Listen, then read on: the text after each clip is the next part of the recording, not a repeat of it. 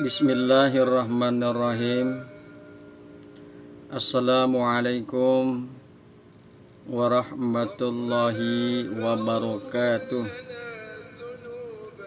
Rekan-rekan yang berbahagia, hamba-hamba Allah yang mudah-mudahan selalu dirahmati oleh Allah Subhanahu wa ta'ala. Malam ini jumpa lagi bersama Al-Fakir. Mudah-mudahan malam ini penuh dengan keberkahan, ampunan, dan hidayah. Rekan-rekan yang berbahagia, hamba-hamba Allah yang mudah-mudahan selalu dirahmati oleh Allah Subhanahu wa ta'ala. Pada kesempatan yang baik ini, Al-Fakir mengajak rekan-rekan semua untuk bersama-sama bertafakur berkenaan dengan masalah kematian. Rekan-rekan yang berbahagia, hamba-hamba Allah yang mudah-mudahan selalu dirahmati oleh Allah Subhanahu wa ta'ala, bahwa Kanjeng Nabi telah bersabda di dalam hadisnya, beliau mengemukakan bahwa orang yang paling pintar di antara umatku adalah orang yang banyak mengikat mati.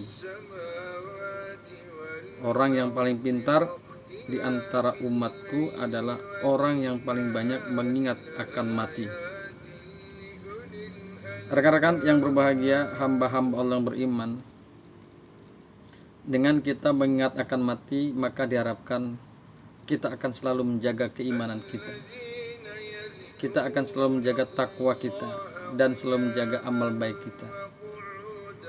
Kita selalu berusaha meningkatkan iman kita, berusaha selalu meningkatkan ketakwaan kita dan juga amal baik kita. Karena kita khawatir jika kita tidak melakukan itu semua, maka secara tiba-tiba atau mendadak kematian itu mendatangi kita.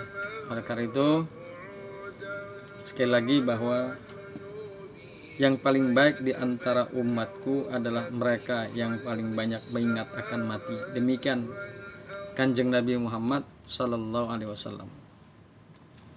Rekan-rekan yang berbahagia, hamba-hamba Allah yang mudah-mudahan selalu dirahmati oleh Allah Subhanahu wa ta'ala.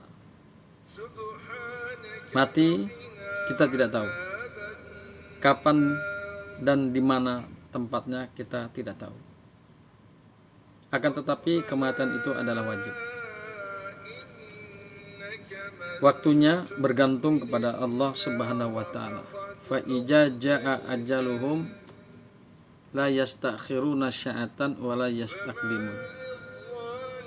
Maka apabila telah datang ajal mereka, yastakhiruna sya'atan, mereka tidak bisa menunda-nunda meskipun hanya sesaat. Dan juga mereka tidak bisa mendahulukan, memohon didahulukan kematian itu atau ajal tersebut. Itu pun tidak bisa. Kita seringkali melihat bahwa orang yang begitu muda, gagah dan sehat, pagi tadi kita masih berjumpa dengan beliau, tetapi ternyata di siang harinya bahwa terdengar berita innalillahi wa inna ilaihi rajiun, bahwa orang tersebut telah meninggal dunia. Padahal yang kita ketahui terakhir kita berjumpa dengan beliau, dia dalam keadaan sehat walafiat. Kemudian ada lagi seorang yang sudah tua renta, makan di tempat tidur, buang air besar sudah di tempat tidur, buang air kecil juga di tempat tidur, ya. Semua aktivitas dia lakukan di tempat tidur karena dia dalam keadaan sakit. Tapi terus usianya terus bertambah dan ajal belum datang. Dengan kata lain bahwa ajal itu memang kepunyaan Allah. Ajal itu tidak akan menimpa kecuali kepada yang dikehendaki oleh Allah Subhanahu wa ta'ala. Ajal bisa menimpa kepada orang yang muda ataupun orang yang sehat. Ajal juga bisa menimpa kepada orang yang tua ataupun yang sakit. Terserah Allah. Ajal itu akan menimpa kepada siapa saja, waktunya kapan saja terserah Allah, dan dimana pun terserah Allah. Rekan-rekan yang berbahagia, hamba-hamba Allah yang mudah-mudahan selalu dirahmati oleh Allah Subhanahu wa taala. Di dalam Ali Imran ayat 185, Allah kemukakan kullu nafsin za'iqatul maut, bahwa setiap jiwa akan merasakan kematian. Wa innama tuwaffawna ujurakum yaumal qiyamah. Wa innama tuwaffawna ujurakum yaumal qiyamah. Dan sesungguhnya pada hari kiamat saja akan disempurnakan ganjaran kalian. Faman zuzziha anin nar wa udkhilal jannah faqad faz. Maka barang siapa orangnya yang dijauhkan dari neraka dan dimasukkan ke dalam surga, faqad faz, maka sesungguhnya dia adalah orang yang beruntung. Wa mal hayatud dunya illa mataul ghurur, dan tidak ada kehidupan di dunia illa mataul ghurur, kecuali kesenangan yang menipu daya. Rekan-rekan yang berbahagia, hamba-hamba Allah yang beriman, bahwa Ali Imran ayat 185 ini turun menurut Imam Al-Biqai. Ayat ini turun dikarenakan ada satu peristiwa yang diabadikan di dalam Ali Imran ayat yang 168, di mana saat itu terjadi perang Uhud dan kaum mukminin berperang di Uhud, dan kemudian cukup banyak daripada sahabat Rasul yang meninggal dunia, gugur, syahid, sehingga orang-orang munafik itu mengemukakan lau ata'una fil qu'udi ma kutilu.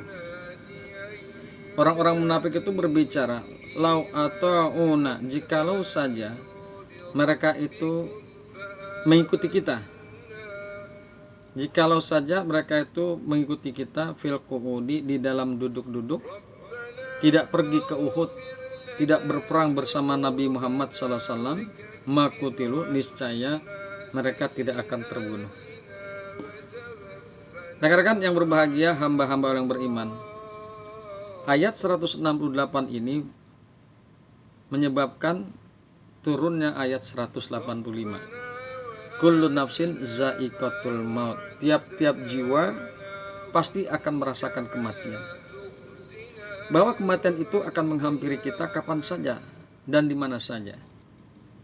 Jangankan dalam keadaan perang berkecamuk, di mana kematian itu selalu senantiasa secara lekat dan ketat mengintai kita. Di dalam duduk-duduk saja, kalau memang ajal telah sampai, kematian telah tiba, maka itu bisa terjadi. Ketika berdiri, kematian bisa terjadi. Ketika dalam keadaan tidur pun, kematian bisa saja terjadi. Artinya bahwa kematian itu terjadi kapan saja, dalam kondisi apapun.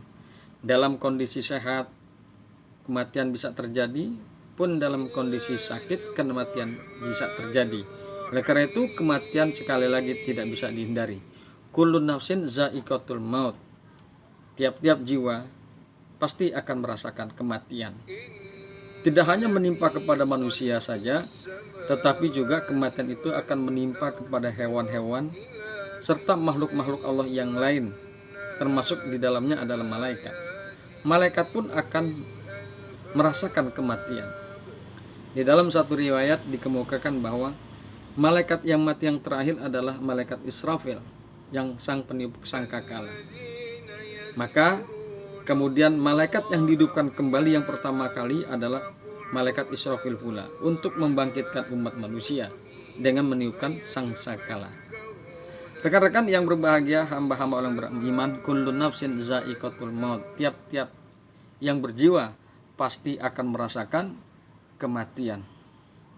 Wa innama tuwaffawna ujurakum yaumal qiyamah, Dan sesungguhnya pada hari kiamat saja maka akan disempurnakan pahala atau ganjaran kalian, jazaa a'malikum, bahwa pada hari kiamat itulah akan disempurnakan ganjaran atau balasan daripada amal perbuatan kalian. Tidak akan ada yang tersembunyi dari Allah Subhanahu wa taala sedikit pun. Tidak akan ada yang tersembunyi dari Allah sekecil pun daripada amal perbuatan kalian. Faman ya'mal misqala dzarratin khairan yarah.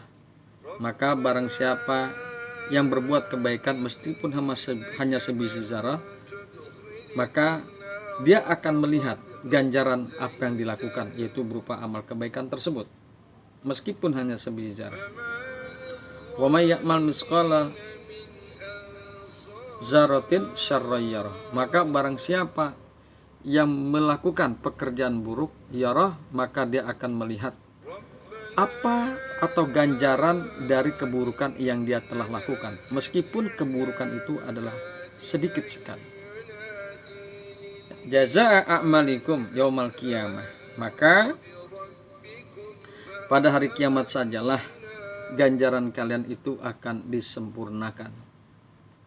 Faman zuziha aninar ba'uda aninar. Maka barang siapa yang dijauhkan daripada api neraka, wa udkhilan jannah, dan didekatkan ke dalam surga, dimasukkan ke dalam surga, wa udkhilal jannah, dan dimasukkan ke dalam surga, faqad faz, maka sesungguhnya dia adalah orang yang beruntung.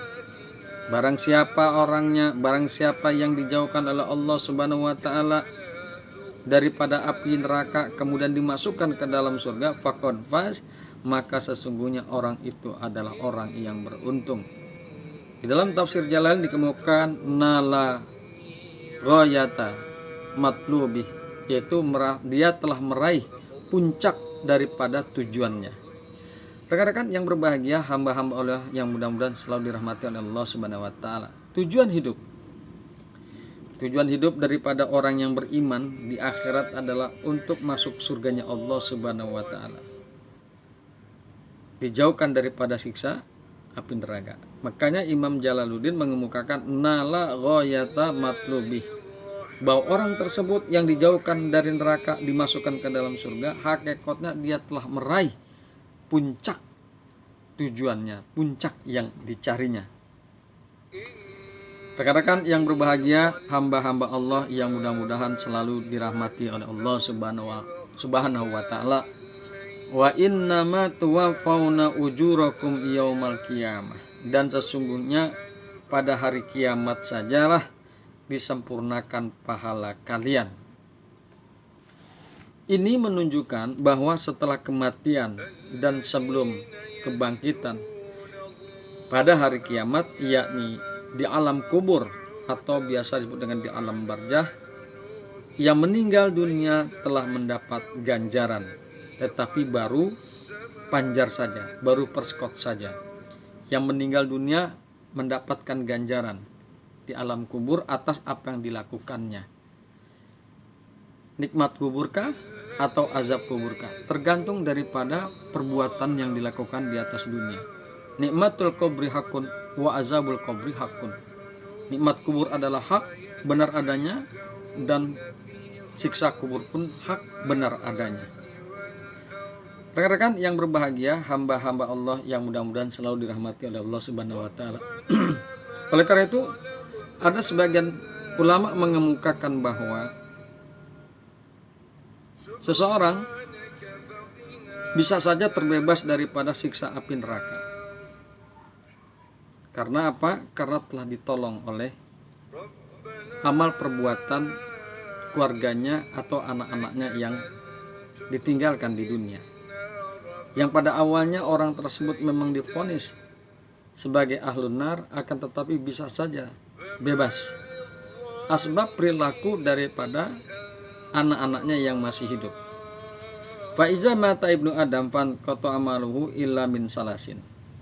Maka apabila telah mati anak manusia ibnu Adam fan qata amaluhu, maka terputus amal perbuatannya, illa min salasin, kecuali yang 3. Salah satu yang 3 itu adalah waladun soleh, yaitu anak yang soleh yang selalu mendoakan kedua orang tuanya, di mana doanya ini terus terjadi, terus berlangsung dan dirasakan oleh yang di alam kubur, orang tuanya yang di alam kubur. Allahumma ighfir lana dzunubana wa liwalidina warhamna warhamhuma kama rabbayana shighara. Rabbi ighfirli wa liwalidayya warhamni warhamhuma kama rabbayani shighara. Itu adalah doa yang paling populer yang biasa dibacakan oleh kita. Allahumma ighfir, ya Allah ampunilah aku, wa liwalidayya, dan juga kedua orang tuaku. Warhamni, dan sayangilah aku, warhamhuma, dan sayangilah keduanya, kama rabbayani shaghira, sebagaimana kedua orang tuaku menyayangi aku ketika aku kecil. Di dalam doa itu berkali-kali diucapkan oleh anaknya mohon ampun kepada Allah untuk kedua orang tuanya yang telah meninggal dunia. Maka bisa jadi bahwa ketika dia divonis masuk ke dalam neraka, maka bisa jadi minimal dikurangi siksa tersebut. Asbab apa? Asbab si anak selalu mendoakannya. Asbab si anak selalu memohonkan ampun untuk kedua orang tuanya. Jadi perlu diingat bahwasanya bisa saja vonis ketika seseorang atau orang tua di dalam kubur, vonis itu bisa berubah. Karena apa? Fa inna tuwaffawna ujurakum yaumal qiyamah. Maka sesungguhnya akan disempurnakan ganjaran kalian pada hari kiamat saja. Artinya bahwa masih ada kesempatan memperbaiki daripada kondisi orang tua kita yang mestinya mungkin saja divonis akibat perbuatan orang tua kita yang kurang baik, dia akan diajab oleh Allah. Akan tetapi asbab pengampunan dari anaknya yang berada di atas dunia, maka bisa saja siksa tersebut dihilangkan dari orang tua kita yang telah meninggal dunia. Bismillahirrahmanirrahim. Rekan-rekan yang berbahagia, hamba-hamba Allah yang beriman, penyempurnaan siksa dan ganjaran baru akan terjadi setelah kebangkitan dari kubur. Masuk ke surgakah atau terjerumus ke dalam neraka. Jadi sekali lagi bahwa penyempurnaan ganjaran itu terjadi pada hari kiamat saja. Akhirnya orang tersebut bisa jadi masuk ke nerakanya Allah atau bisa jadi masuk ke dalam surganya Allah Subhanahu wa taala. Wa mal hayatud dunya illa mataul ghurur. Wa mal hayatud dunya, dan tidak adalah kehidupan dunia, ay al aisu fiha. Tidak ada kehidupan di dalam dunia illa mataul ghurur, kecuali kesenangan yang menipu daya, illa mataul batil, kecuali kesenangan yang batil, yatamatta'u bih, mana dia bersenang-senang dengan kehidupan dunia, qalilan, hanya sebentar. Rekan-rekan yang berbahagia, hamba-hamba yang beriman, segala kesenangan-kesenangan, nikmat-nikmat dunia itu adalah sesuatu kesenangan yang menipu daya. Jabatan adalah kesenangan yang menipu daya. Kekayaan adalah kesenangan yang menipu daya. Kendaraan yang mewah adalah kesenangan yang menipu daya. Berapa banyak orang yang terjerumus ke dalam kesesatan asbab jabatannya? Berapa banyak orang yang meninggalkan ibadah asbab kekayaannya? Berapa banyak orang yang lupa untuk ke majelis taklim asbab mobil mewah dan lain sebagainya. Jadi dengan kata lain bahwa seluruh kesenangan kehidupan dunia itu adalah mataul ghurur, adalah kesenangan yang menipu daya, kesenangan yang batil, yang justru akan menjerumuskan dia ke dalam siksanya Allah Subhanahu wa taala. Kesenangan dunia itu bersifat sedikit sekali, qalilan. Bila kita bandingkan dengan umur kita yang paling banyak adalah 70 tahun dan dibandingkan dengan umurnya dunia yang sekian miliar tahun, maka 70 tahun dengan miliaran tahun adalah kita qalilan. Taruh seandainya kita bersenang-senang, kita terlahir dari anak orang yang kaya, ibu bapak kita adalah kaya, dan kita nggak pernah merasakan kesusahan selama hidup kita, itu pun termasuk qalilan. termasuk kesenangan yang sedikit, yang sebentar. Summa yafna, kemudian kesenangan itu akan hancur, binasa, berantakan. Kesenangan itu bisa hancur disebabkan oleh orang lain. Kekayaan bisa meninggalkan kita, asbab kita terjadi perampokan atau kebakaran atau gempa dan lain sebagainya, atau musibah yang lain. Atau kesenangan itu akan kita tinggalkan, asbab kematian. Mobil yang mewah kita tinggalkan, rumah yang mewah kita tinggalkan, jabatan yang luar biasa kita tinggalkan, istri yang cantik kita tinggalkan, deposito yang luar biasa banyaknya di bank kita tinggalkan. Sumayabna, kemudian hancur, berantakan. Kesenangan dunia yang batil kemudian hancur, binasa. Rekan-rekan yang berbahagia, hamba-hamba Allah yang beriman, wamal hayatud dunya illa mataul ghurur. Bahwa Imam Al-Biqai mengemukakan mataul ghurur ini diibaratkan sebagai sesuatu yang bernilai sangat rendah sekali, sangat kecil sekali, seperti alat-alat rumah tangga, piring, periuk, cangkul, sendok, garpu, dan lain sebagainya. Tetapi kesenangan ini akhirnya menipu daya orang, dan yang tertipu biasanya adalah orang-orang kafir yang tidak beriman. Akan tetapi orang yang beriman tidak pernah bisa tertipu daya oleh kesenangan dunia. Orang beriman akan menjauh daripada kesenangan dunia. Dia akan mengejar daripada kesenangan akhirat.